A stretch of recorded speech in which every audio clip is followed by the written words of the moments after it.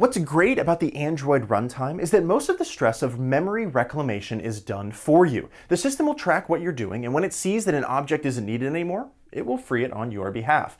Now, while this is great for your general health and blood pressure, this doesn't exclude performance problems from happening here. My name is Colt McAnlis, and it's a good idea for you to know what types of performance pitfalls lurk under the hood of your managed memory environment.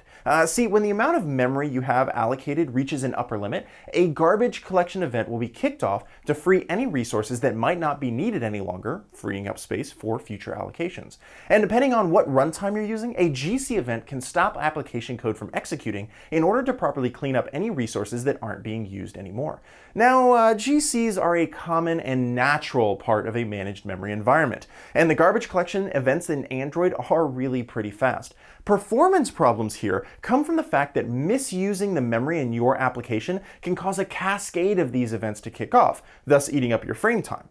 Anytime your frame drifts above the 16 millisecond barrier, your users are going to start to notice. So any of your code that forces allocated memory to spike above this threshold can cause problems.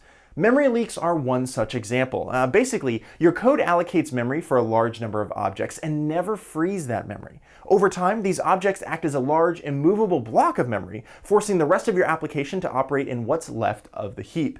Memory can also become tight if you're allocating and freeing a large amount of objects in a short period of time, saturating your heaps with temporary objects and again, kicking off a GC as a result. For example, allocating new objects in the middle of a nested loops or in the onDraw functions of your views. Now, the solution here is pretty simple. Fix your code. But in order to do that, you need to know where exactly things are going wrong. Fortunately, Android Studio has some great tools to help with this.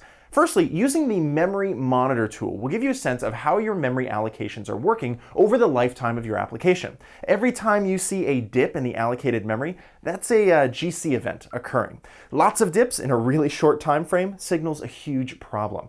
And for a more detailed look at what portions of your code are specifically allocating memory, you can use the Allocation Tracker tab in Android Studio, or use the Heap tab in Android Studio to see if there's a spike in a certain type of object, or if that object type isn't being freed when it should be. Both of those are really bad things. So for every garbage collection event that you can avoid, your app has more time per frame to do interesting things, which allow you to create a smooth, beautiful user experience.